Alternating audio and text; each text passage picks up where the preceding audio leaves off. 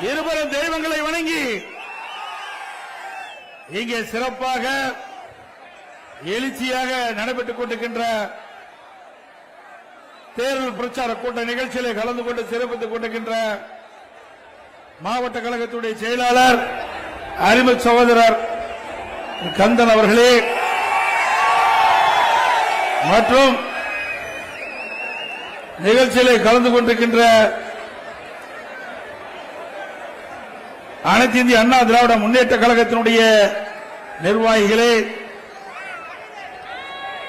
மரியாதைக்குரிய முன்னாள் MLA அறிவிச்சவர் VNP Venkatraman அவர்களே, பாரதிய ஜனதா கட்சியுடைய சென்னை கிழக்கு மாவட்ட தலைவர் திரு ஜி குமார் அவர்களே, காஞ்சிபுரம் கிழக்கு மாவட்ட கழக செயலாளர் பாட்டாளி மக்கள் கட்சியைச் சேர்ந்த திரு ஹரிகிருஷ்ணன் அவர்களே, அம்மா மக்கள் முன்னேற்ற கழகத்தைச் சேர்ந்த செங்கல்பட்டு வடக்கு மாவட்ட செயலர் திரு கரிகாலன் அவர்களே, புரட்சி பாரத கட்சியினுடைய கிழக்கு மாவட்ட செயலர் திரு தினகரன் அவர்களே, தமிழ் மாநில காங்கிரஸ் கட்சியைச் சேர்ந்த மாவட்ட திரு பாஸ்கரன் அவர்களே மற்றும் நிகழ்ச்சிகளை கலந்து கொண்டு சிறப்பித்துக் கொண்டிருக்கின்ற அனைத்து இந்திய அண்ணா திராவிட முன்னேற்ற கழகத்திலே பல்வேறு பொறுப்புகளை வைக்கின்ற நிர்வாகிகளே,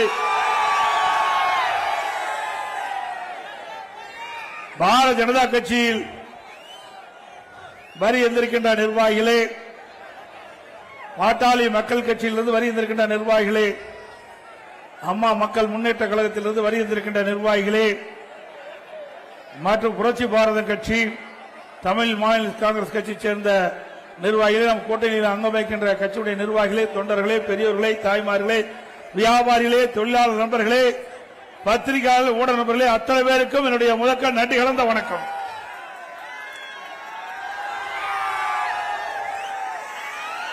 ஆலந்தூர் சட்டமன்ற தொகுதி அதிமுக கோட்டை. நான் வருகை தங்கின பொழுது என்னுடைய வாகனம் தண்ணியில நீந்திக்கிட்டு வர மாதிரி மக்கள் வெள்ளத்திலே நீந்தி கொண்டு மக்களை வந்து தந்திருக்கிறது. கிராமத்தில் ஒரு பழமொழி சொல்லுவாங்க, விளையும் பெயர் முளையிலே தெரியும் என்று சொல்லி, வருகின்ற சட்டமன்ற பொதுத் தேர்தலிலே அனைத்து இந்திய அண்ணா திராவிட முன்னேற்ற கழகத்திலே தலைமையில் அமைக்கப்பட்ட தேசிய ஜனநாயக கூட்டணி வெற்றி பெறுவதற்கு இங்க இருக்கின்ற மக்களுடைய எழுச்சிய காட்சி. நேற்றைக்கு முன்தினதான் மயிலாப்பூர்ல முத தேர்தல் பிரச்சாரத்தை தொடங்கினேன். அந்த தேர்தல் பிரச்சார கூட்டத்தில் பேசியதிலே ஸ்டாலினுக்கு பயம் வந்துட்டது, தேர்தல் தோல்வி பயம் வந்துவிட்டது.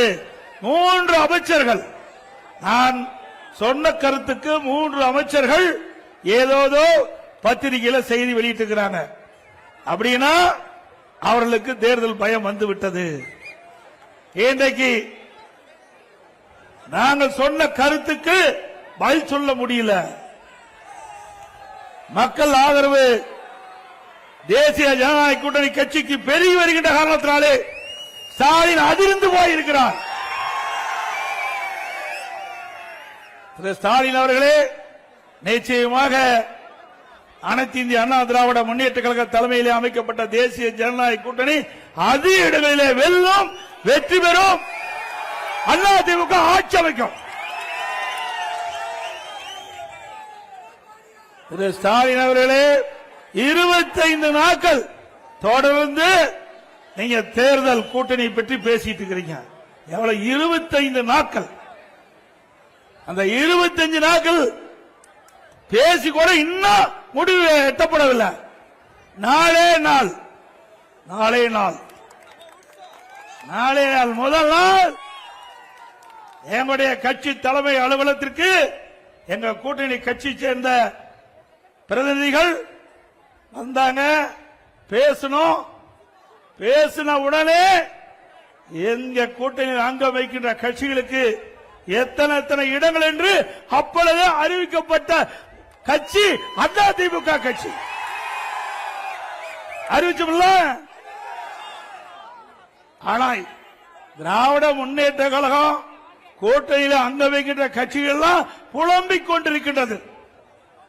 ஒரு கட்சியினுடைய மூத்த தலைவர் பேசுகிறார், கூட்டணியில் பேசிவிட்டு வெளியிலே வருகின்ற பொழுது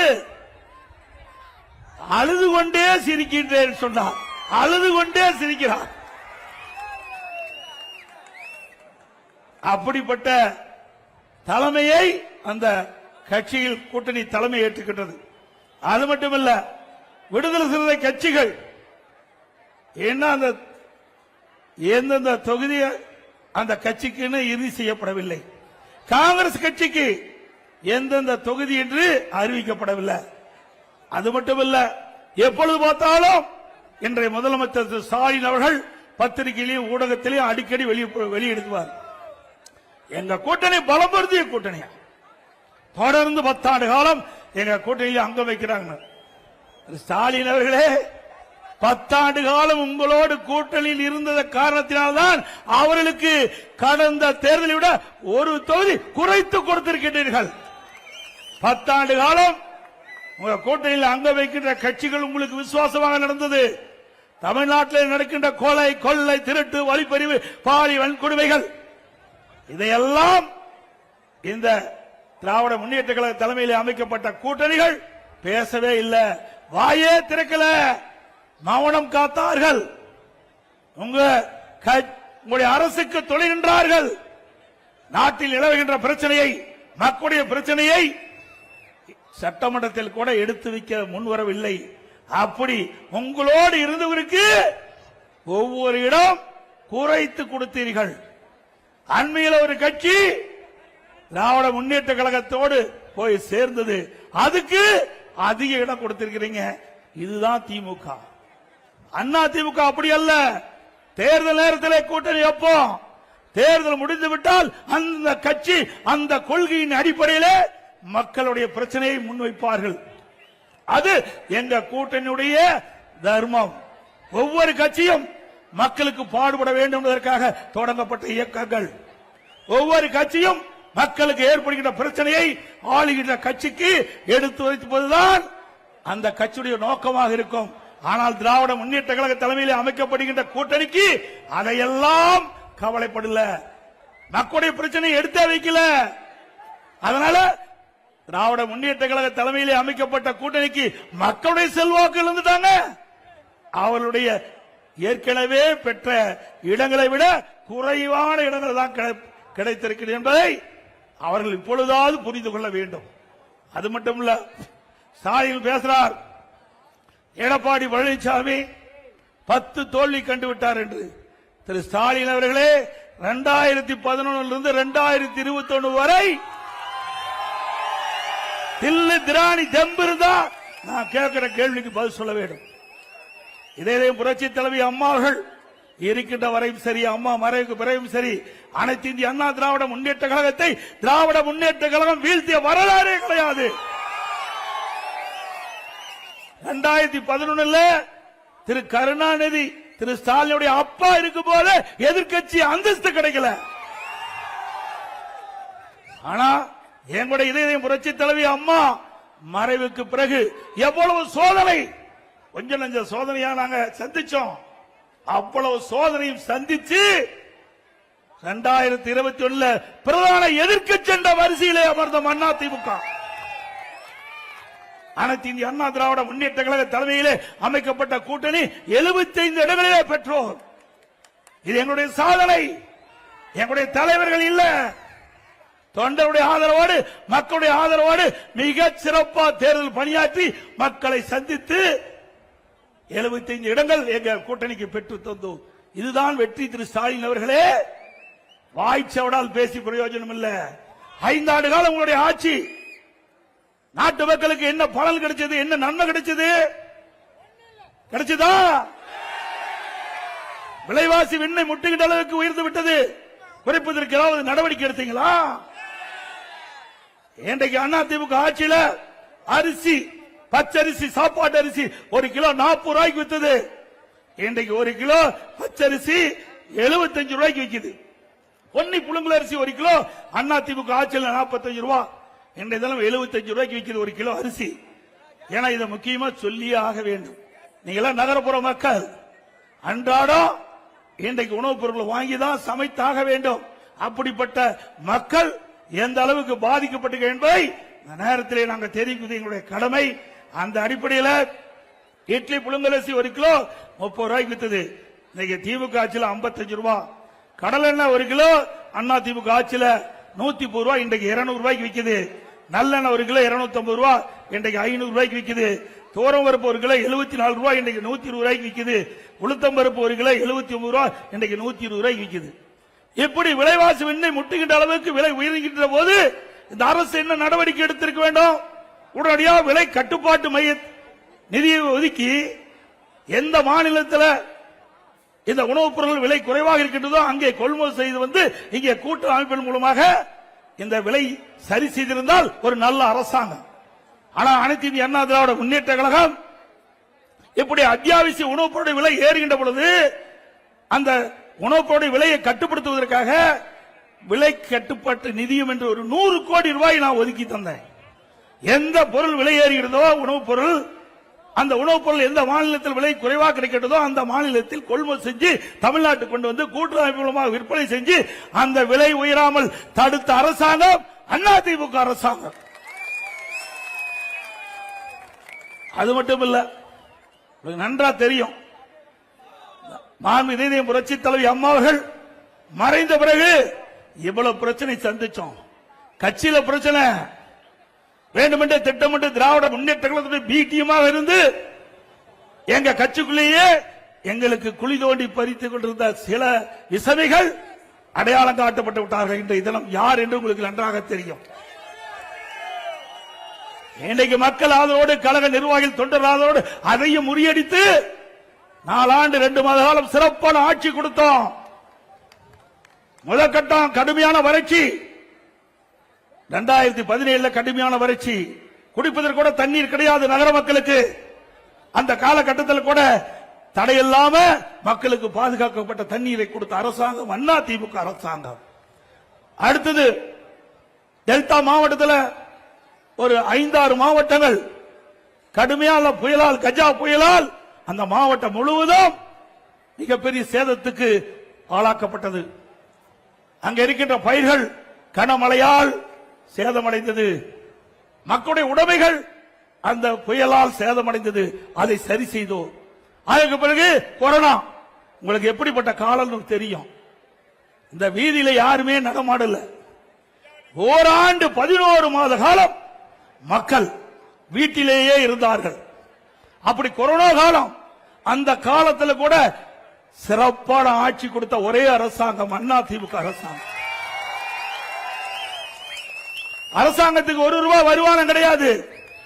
தொழிற்சாலை திறக்கல, கடை திறக்கல, அதில் இருக்கின்ற வரி வருவாய் கிடையாது, ஜிஎஸ்டி வருவாய் கிடையாது, பெட்ரோல் பேங்க் திறக்கல, அதில் இருக்கின்ற வரி வருவாய் கிடையாது, டாஸ்மாக் மூடப்பட்டு விட்டது, அதில் இருக்கின்ற வருவாய் கிடையாது, ரோட் டாக்ஸ் கிடையாது, பத்திரப்பதிவு கிடையாது, எக்ஸைஸ் டியூட்டி வருவாய் கிடையாது.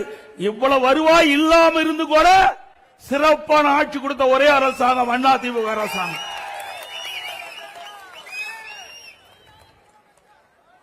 இன்றைய தினம் சிந்தித்து பார்க்க வேண்டும். அப்ப விலைவாசி உயரல, மக்கள் பாதிக்கப்படாம பாத்துக்கிட்டோம். இன்னைக்கு ஏழை மக்கள் வேலை கிடையாது, தொழிற்சாலை இல்லாத காலத்தில் வேலை வாய்ப்பு இல்ல, அந்த தொழிலாளர் பாதிக்கக்கூடாது என்பதற்காக, இன்றைக்கு ஒட்டுமொத்த மக்களும் பாதிக்கக்கூடாது என்பதற்காக ரேஷன் கடையில் 11 மாசம் அரிசி விலை இல்லாம கொடுத்தோம், பருப்பு விலை இல்லாம கொடுத்தோம், எண்ணெய் விலை இல்லாம கொடுத்தோம், குடும்பத்துக்கு 1000 ரூபாய் கொடுத்தோம். வருமானமே கிடையாது. கொரோனா காலத்தில் 40,000 கோடி அரசுக்கு செலவு. இவ்வளவும் திறமையா இருந்து செயல்பட்டு ஒரு நல்ல அரசாங்கம் என்ற பெயரை மக்கள் இனத்தில் பெற்ற ஒரு கட்சி அரசாங்கம் அண்ணா திமுக அரசாங்கம். அரசாங்கம் அப்படியா இருக்குது? புயல் வந்ததா, வெள்ளம் வந்ததா, கொரோனா வந்ததா, ஒண்ணுமே வரல. ஆனா கடன் மட்டும் அதிகரிச்சிட்டு இருக்குது. 5 லட்சம் கோடி கடன் வாங்கிட்டாங்க. 5 லட்சம் கோடி, 1 கோடி 2 கோடி 5 லட்சம் கோடி இன்றைக்கு தமிழகத்தில் கடன் வாங்கி இருக்கிறாங்க. எப்பொழுது பார்த்தாலும் முதலமைச்சர் ஸ்டாலின் பேசுறார், சூப்பர் முதலமைச்சரா, இந்தியாவிலேயே சூப்பர் முதலமைச்சரா, முதன்மையான முதலமைச்சரா. எதில்? கடன் வாங்குவதிலே முதன்மையான முதலமைச்சர். உண்மைதானே? இந்தியாவிலேயே கடன் வாங்குவதிலே முதல் மாநிலம் தமிழ்நாடு. ஒரு பக்கம் கடன் வாங்குறீங்க, பெரிய திட்டம் ஏதாவது சென்னை மாநகர மக்களுக்கு வந்ததா அல்லது நாட்டு மக்களுக்கு ஏதாவது வந்திருக்குதா? அதுவும் இல்ல. இரண்டாவது 2020-21 அதிமுக ஆட்சி. அப்பொழுது இருந்த வருவாய் விட 2024-25 திராவிட முன்னேற்ற கழக ஆட்சியில வருவாய் 1,36,000 கோடி கூடுதலா வந்திருக்குது. கூடுதலாய் வருவாய் வந்தும் கடன் வாங்க வேண்டிய அவசியம் என்ன? திட்டமும் எதுவும் இல்ல. அப்படி வருமானமும் அதிகம், கடன் அதிகமாக வாங்கிட்டு இருக்காங்க. ஆக அத்தனையும் ஊழல், கலெக்ஷன், கமிஷன், கரப்ஷன். அதுதான் இந்த ஆட்சியுடைய சாதனை. சிந்திச்சு பாருங்க. அதிமுக ஆட்சிக்கும் திமுக ஆட்சிக்குள்ள வேறுபாடு. அதிமுக ஆட்சிக்கின்ற பொழுது மத்திய அரசோடு இணைந்து இணக்கமான உறவு வைத்த காரணத்தினால இன்றைக்கு இந்தியாவிலேயே ஒரு திட்டத்திற்கு 63,000 கோடி பெற்ற ஒரே அரசாங்கம் அதிமுக அரசாங்கம். மெட்ரோ ரயில் திட்டம் கட்டம் 2 118 கிலோமீட்டர் ரயில்வே பாதைகள் அமைக்க 63,000 கோடி மத்திய அரசிடமிருந்து நாம் பெற்றோம். மத்திய அரசிடமிருந்து நாங்க பெற்றோம். இணக்கமா உறவு இருந்தது. மத்திய அரசு அள்ளி கொடுத்தது. இன்றைக்கு சென்னை மாநகர மக்களுடைய போக்குவரத்து நெரிசல் முற்றிலும் குறைக்க வேண்டும் என்ற அடிப்படையில் மத்திய அரசுடைய அணுகினோம். பிரதமரை சந்தித்தோம், கோரிக்கை வைத்தோம். பிரதமர் அவர்கள் 63,000 கோடி மெட்ரோ ரயில் திட்டத்திற்கு நிதி ஒதுக்கப்படும் செய்து அறிவிப்பை கொடுத்து மாண்புமிகு உள்துறை அமைச்சர் மரியாதைக்கு அமித்ஷா அவர்கள் நேரடியாக சென்னைக்கு வந்து அடிக்கல் நாட்டப்பட்டது. இது அதிமுக வரலாறு, அதிமுக சாதனை. இப்படி ஏதாவது ஒரு சாதனை திமுக ஆட்சியில பார்க்க முடிந்தா? எத்தனை பாலங்கள் கட்டி கொடுத்திருக்கிறோம், அற்புதமான சாலைகளை வடிவமைத்து கொடுத்திருக்கிறோம். தாம்பரத்திலிருந்து செங்கல்பட்டு வரை உயர்மட்ட பாலம் மத்திய அரசு அனுமதி வாங்கணும், கிடப்புல போட்டாங்க. இதுவரை நடக்கல. மீண்டும் அதிமுக ஆட்சி வந்தா அந்த திட்டத்தை தொடர்ந்து நிறைவேற்றி போக்குவரத்து நெரிசல் இல்லாம பார்த்துக்குவோம். அது மட்டுமல்ல, இன்றைக்கு சென்னை மாநகரை சுத்தி ring road, peripheral road AIADMK ஆட்சியில் கொண்டாந்தோம். சுமார் 14,000 கோடி அந்த திட்டத்துக்கு ஒதுக்கப்பட்டு அந்த திட்டத்தை துவக்கியது நாங்க. இப்ப இன்னும் அந்த பணி நிறைவு பெறல. எல்லாமே அதிமுக ஆட்சியில் கொண்டு வரப்பட்ட திட்டங்கள். ஆனா திமுக ஆட்சியில் எந்த ஒரு புதிய திட்டத்தையும் இதுவரை கொண்டு வரப்படவில்லை என்பதை எண்ணி பார்க்க வேண்டும். அண்மையில் உங்களுக்கு நல்லா தெரியும், பத்திரிகை ஊடகத்திலும் பார்த்திருப்பீங்க, அமலாக்கத்துறை, நகர்ப்புற வளர்ச்சித்துறை, குடிநீர் வழங்கல் துறையில் மிகப்பெரிய ஊழல். அந்த ஊழலை இன்னைக்கு அமலாக்கத்துறை கண்டுபிடித்து ஆதாரத்தோடு தமிழ்நாட்டில் இருக்கின்ற சட்ட ஒழுங்கு டிஜிபிக்கு அறிக்கையை அனுப்பிச்சு 3 முறை அறிக்கை அனுப்புனாங்க. இதுவரைக்கும் எஃப்ஐஆர் பதிவு பண்ணல. நீதிமன்றம் வரைக்கும் போனாங்க. நீதிமன்ற உத்தரவு பிறப்பிக்கப்பட்டு விட்டது. இன்றைக்கு அமலாக்கத்துறை கொடுத்ததை பரிசீலனை செய்து ஆதாரம் இருக்கின்றது. அந்த ஆதாரத்தின் அடிப்படையில் வழக்கு பதிவு செய்ய வேண்டும் என்ற தீர்ப்பை கொடுத்து கூட இன்னும் வாய்தா வாங்கி கொண்டிருக்கின்றார்கள் இன்றைக்கு நீதிமன்றத்திலே.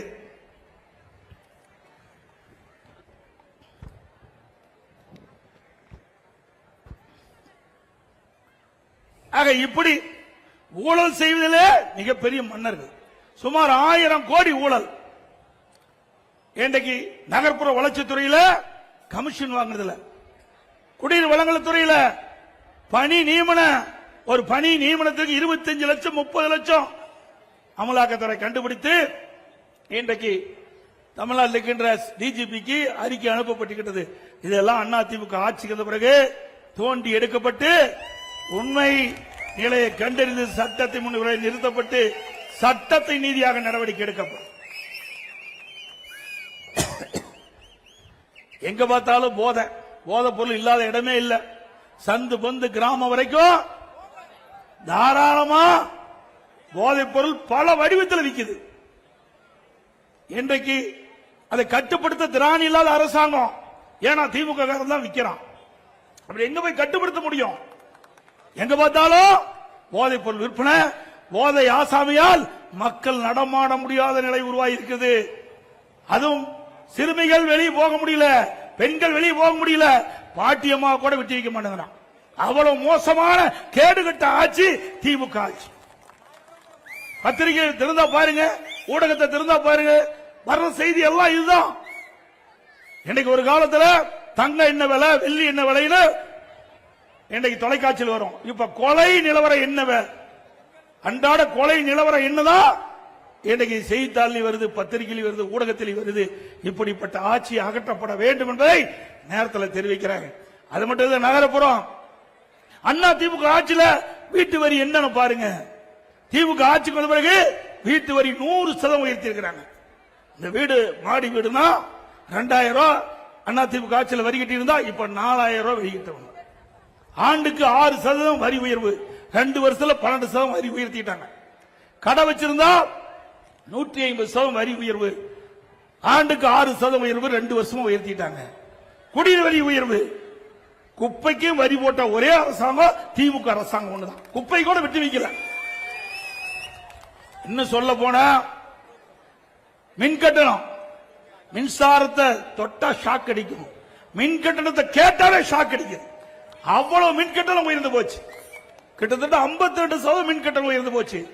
ஆண்டுக்கு 5% மின் கட்டணம் உயர்த்தப்படும் என்ற அறிவிப்பு கொடுத்து இன்றைக்கு மக்கள் மீது மிகப்பெரிய வரி சுமையை சுமத்திய அரசாங்கம் திமுக அரசாங்கம். இதோட மதுரை, திண்டுக்கல், இன்னும் பல மாநகராட்சியில இந்த வரி வருவாயில ஊழல் செஞ்சிருக்கிறாங்க. மதுரையில் மட்டும் 200 கோடி வரி ஏய்ப்பு செஞ்சிருக்கிறாங்க. அந்த மாநகராட்சியில எல்லாத்துக்கும் வரி, ஆட்டுக்கு வரி, மாட்டுக்கு வரி, பன்னிக்கு கூட வரி போட்டாங்க. அந்த பன்னி போட்ட வரியிலையும் ஊழல் செய்த ஒரே அரசாங்கம் திமுக அரசாங்கம். 200 கோடிங்க. நாம சொல்லல, திமுக அரசாங்கமே கண்டுபிடிச்சு வெளிப்படுத்தி அந்த மேயர் ராஜினாமா பண்ணியிருக்கிறாங்க. அங்க இருக்கிற 4 மண்டல தலைவர் ராஜினாமா. இப்படி இந்த மோசமான ஆட்சி தொடர வேண்டுமா? சொல்லுங்க, தொடர வேண்டுமா?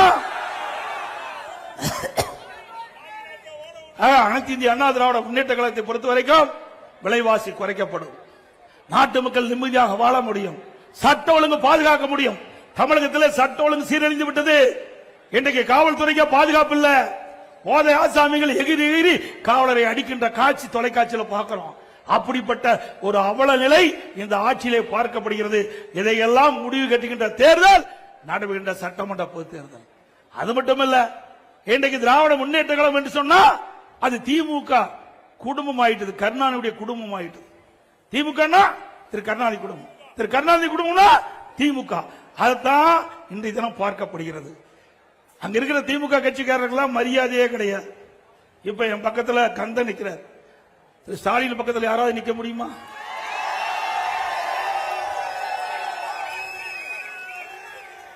நான் அங்கே இருந்து இங்கே வந்தவன், கீழே இருந்து இங்கே வந்தவன், சாதாரண தொண்டன், கிளைக்கழக செயலாளர், ஒன்றிய செயலாளர், மாவட்ட செயலாளர், மாநில செயலாளர், எம்எல்ஏ, எம்பி, மந்திரி, அப்புறம் தான் முதல் மந்திரி, பிறகுதான் பொதுச் செயலாளர். இப்படி கீழே இருந்து மக்களோடு மக்களாக இருந்து ஏழை மக்களோடு படுகின்ற துன்பம், துயரம், வேதனை, மக்கள் படுகின்ற அவதிகள் முழுமையாக அனுபவ ரீதியாக அனுபவித்தவர். ஆகவே ஒரு ஆட்சி எப்படி செய்ய வேண்டும், எப்படி மக்கள் துன்பப்படுகிறார்கள், எப்படி வேதனைப்படுகிறார்கள், அதனால் அதை எப்படி நிவர்த்தி செய்வது அனுபவமாக நான் அறிந்த காரணத்தினால்தான் கொரோனா காலத்தில் கூட, கடுமையான நேரத்தில் கூட ஒரு சிறப்பான ஆட்சி எங்களால் தர முடிஞ்சது. அப்படிப்பட்ட காலத்திலேயே சிறப்பான ஆட்சி கொடுத்துட்டோம். இப்போது நீங்கள் எங்களுக்கு ஒரு நல்ல வாய்ப்பை தருவீர்கள் என்று எதிர்பார்க்கின்றோம். நல்ல வாய்ப்பை தருகின்ற பொழுது இந்த நாடே வியக்கின்ற அளவிற்கு, இந்திய திருநாடு தமிழகத்தை திரும்பி பார்க்கின்ற அளவிற்கு அற்புதமான ஆட்சியை நாங்கள் கொடுப்போம். என்னை பொறுத்தவரைக்கும் தெய்வ பக்தி உள்ளவன், தெய்வ பக்தி உள்ளவன், ஒவ்வொரு காரியத்தை தொடங்கின்ற பொழுதும் அதை சிறப்பாக செயல்பட வேண்டும் என்று தொடங்கப்படுகின்றவன். திரு ஸ்டாலினை போல அல்ல, இன்றைக்கு உழைத்து இந்த நிலைக்கு உயர்ந்திருக்கின்றேன். மக்களுடைய ஆதரவோடு இன்றைக்கு உங்கள் முன் பேசிக் கொண்டிருக்கின்றேன். திரு ஸ்டாலின் அப்படி இல்ல. 1989 திரு ஸ்டாலினும் எம்எல்ஏ, நானும் முதலா எம்எல்ஏ, அவரும் முதலா எம்எல்ஏ தான் நுழைகிறாரு. நானும் முதல்ல 1989ஆம் ஆண்டு மாண்புமிகு புரட்சி தலைவி அம்மாள் முதலாக தனியாக இயக்கத்தை தோற்றுவித்து சேவல் சின்னத்திலே போட்டியிட்டு வெற்றி பெற்று சட்டமன்றத்தில் நுழைந்தேன். அப்பொழுது ஸ்டாலின் அவர்களும் அப்பொழுதுதான் சட்டமன்றத்துக்கு நுழைகிறார். அவர் வந்த வழி வேறு, நான் வந்த வழி வேறு. அவருடைய அப்பா திமுக தலைவர் முதலமைச்சர் அழகா வெற்றி பெற்று உள்ள வந்தார். இப்படிப்பட்ட சாதாரண நின்னுகிட்டு இருக்கிறவங்க எவ்வளவு கஷ்டப்பட்டு மேல வர முடியும் என்று உங்களுக்கு நன்றாக தெரியும். அப்படி சாதாரண தொண்டனாக இருந்து நான் சட்டமன்ற உறுப்பினராகி பிறகு நாடாளுமன்ற உறுப்பினராக நான் தேர்ந்தெடுக்கப்பட்டேன். பிறகு அமைச்சராகிய அம்மாவுடைய அமைச்சராகி பிறகு அம்மா என்னுடைய பணியை பார்த்து கூடுதலாக 2016ஆம் ஆண்டு நெடுஞ்சாலைத்துறையிலிருந்து பொதுப்பணித்துறையும் எனக்கு கொடுத்து அழகு பார்த்தார்கள். இப்படி படிப்படியாக உயர்ந்தவன் உங்களால் என்பதை இந்த நேரத்தில் தெரிவித்து, கடுமையாக உழைக்கக்கூடியவன், கொரோனா காலத்தையே சந்தித்து விட்டேன். அப்படிப்பட்ட ஒரு இக்கட்டான நிலை இப்பொழுது திமுக ஆட்சியில் இல்ல. ஆனாலும் அவர்களால் ஒரு சிறப்பான ஆட்சி கொடுக்க முடியல. நாட்டு மக்கள் இடத்தில் இருக்கின்ற பிரச்சனையை அவர்களால் தீர்க்க முடியவில்லை. ஒரு குடும்பமுடைய ஆட்சி தான் இன்றைக்கு தமிழகத்தில் இருந்து கொடுக்கின்றது. வாரிசு அரசியல் தான் இன்றைக்கு தமிழகத்தில் தலை தூக்கி ஓங்கி இருக்கின்றது என்பதை நீங்கள் எண்ணி பார்க்க வேண்டும். இதற்கெல்லாம் குடும்ப ஆட்சிக்கு முற்றுப்புள்ளி வைக்கின்ற தேர்தல், வாரிசு அரசியலுக்கு முற்றுப்புள்ளி வைக்கின்ற தேர்தல் வைப்பீங்களா? ஒரு சுதந்திரமாக மக்கள் செயல்படக்கூடிய ஒரு நல்ல ஆட்சி தமிழகத்திலே மலர வேண்டும் என்றால் அது தேசிய ஜனநாயக கூட்டணியிலே அங்க வைக்கின்ற அண்ணா திமுக மீண்டும் ஆட்சிக்கு வர வேண்டும்.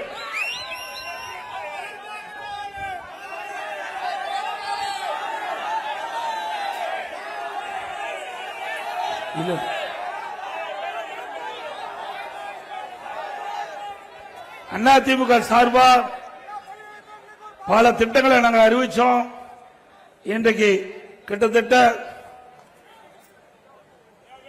இன்றைக்கு திராவிட முன்னேற்ற கழகத்தின் சார்பா இன்றைக்கு பல வரிகளை சுமத்தி மக்கள் படுகின்ற துன்பத்திலிருந்து மக்களை காக்க வேண்டும் என்பதற்காக ஒவ்வொரு குடும்பத்திற்கும் 10,000 ரூபாய் அண்ணா திமுக ஆட்சி பலத்தோடு வழங்கப்படும். தற்போது கிட்டத்தட்ட குடும்ப அட்டைக்கு மகளிர் உரிமை தொகை 1000 ரூபாய் வழங்கிட்டு இருக்கிறாங்க. அண்ணா திமுக ஆட்சி மலர்ந்தவுடனே குடும்ப அட்டையில் இடம்பெறுகின்ற குடும்ப தலைவிக்கு மாதந்தோறும் 2000 ரூபாய் அண்ணா திமுக வழங்கப்படும். இன்றைக்கு மகளிருக்கு நகர பேருந்துள்ள கட்டணம் இல்லாம பயணம் செய்யறாங்க. அதே போல ஆண்களும் இனிமேல் நகர பேருந்துள்ள கட்டணம் இல்லாமல் பயணம் செய்யலாம். குடும்ப அட்டைதாரருக்கு இப்பொழுது வழங்கப்படுகின்ற பருப்பு, எண்ணெய் அண்ணா திமுக ஆட்சி மலருடன் இனி விலையில்லாம பருப்பும் எண்ணெயும் குடும்பத்துக்கு வழங்கப்படும். வீடு இல்லாமல் இருக்கின்ற ஏழைகளுக்கு அரசாங்கமே இடம் வாங்கி அற்புதமான வீடுகள் கட்டி கொடுக்கப்படும். ஏழைக்கு பணிக்கு செல்கின்ற நம்முடைய மகளிர்கள் உரிய நேரத்தில் பணிக்கு செல்ல வேண்டும், பணி முடிந்து வீடு திரும்ப வேண்டும். அதற்காக அம்மா இருசக்கர வாகனம் 5 லட்சம் பெண்களுக்கு வழங்கப்படும். ஒவ்வொரு அம்மா இருசக்கர வாகனத்துக்கு 25,000 ரூபாய் மானியம் கொடுக்கப்படும். ஏற்கனவே மாண்புமிகு அம்மா இருக்கின்ற பொழுது 2016 இந்த அறிவிப்பை வெளியிட்டாங்க. அண்ணா திமுக ஆட்சியில் நிறைவேற்றி காட்டினோம். திமுக ஆட்சியில கைவிட்டுட்டாங்க. மீண்டும் அம்மாவுடைய ஆட்சி மலர்ந்தவுடனே அம்மா இருசக்கர வாகனம் மானிய விலையிலே வழங்கப்படும். நம்முடைய முதியோர்களுக்கு தற்போது வழங்கப்படுகின்ற ஓய்வூதியத்தை உயர்த்தி 2000 வழங்கப்படும். இன்றைக்கு மாணவர்கள் கல்வி கடன் வங்கியில் பெற்றிருக்காங்க. அந்த கல்வி கடன் அண்ணா திமுக ஆட்சியில் ரத்து செய்யப்படும். இன்றைக்கு வாழ்வாதார உதவியாக ஒவ்வொரு குடும்பத்திற்கும் ஆண்டுக்கு 3 கேஸ் சிலிண்டர் மானியமாக வழங்கப்படும். பொங்கல் பரிசு ஒவ்வொரு ஆண்டும் 1000 ரூபாய் வழங்கப்படும். தீபாவளி பெண்களுக்கு பட்டுப்புடவை வழங்கப்படும். அதே போல படித்த இளைஞர்களுக்கு அங்கே வேலைவாய்ப்பிலே பதிவு செய்த இளைஞர்கள் அவர்களுக்கு மாதந்தோறும் பட்டப்படி படித்தா 2000 ரூபாய், பிளஸ் 2 வரைக்கும் படிச்சிருந்தா 1000 ரூபாய் வழங்கப்படும். ஆட்டோ ஓட்டுநர்கள் அந்த சங்கத்தில் பதிவு செய்து புதிய ஆட்டோ வாங்கினா 75,000 ரூபாய் அவர்களுக்கு ஆட்டோ வாங்குவதற்கு மானியம் வழங்கப்படும். நகர்பகுதியில் இருக்கின்ற நடைபாதை ஓரமாக சிறு கடை வைத்திருக்கின்றவர்கள் கூட்டுறவு சங்கத்திலே வாங்கிய கடன் தள்ளுபடி செய்யப்படும். அவர்களுக்கு மீண்டும் கடன் பெறுவதற்கு எந்தவித ஜாமீனும் இல்லாமல் 2 லட்சம் ரூபாய் வரை கடன் வழங்கப்படும். அதோட மாற்றுத்திறனாளிகள் கூட்டுறவு அமைப்பிலே வாங்கிய கடன் முழுவதும் தள்ளுபடி செய்யப்படும் என்பதை நேரத்தில் தெரிவிக்கிறேன். அதோட எல்லா குடும்பத்திற்கும் ஃபிரிட்ஜ் வழங்கப்படும். அதோட நிறைய அறிவிப்புகளை நாங்கள் வெளியிட்டிருக்கிறோம். அனைத்து அறிவிப்புகளும் மக்கள் துணையோடு நிச்சயமா எங்களுடைய அரசு செயல்படுத்தப்படும் என்ற மகிழ்ச்சியான செய்தி இந்த நேரத்தில் தெரிவித்து வருகின்ற சட்டமன்ற பொதுத் தேர்தலிலே அனைத்து இந்திய அண்ணா திராவிட முன்னேற்ற கழக வேட்பாளர் நிறுத்தப்பட்டால் அவருக்கு இரட்டை சின்னத்திலே வாக்களித்து வெற்றி பெற செய்வார்.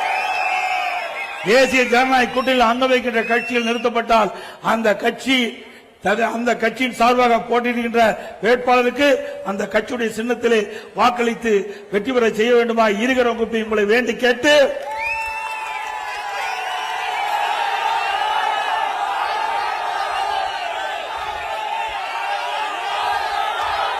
மக்களை காப்போம், தமிழகத்தை மீட்போம்.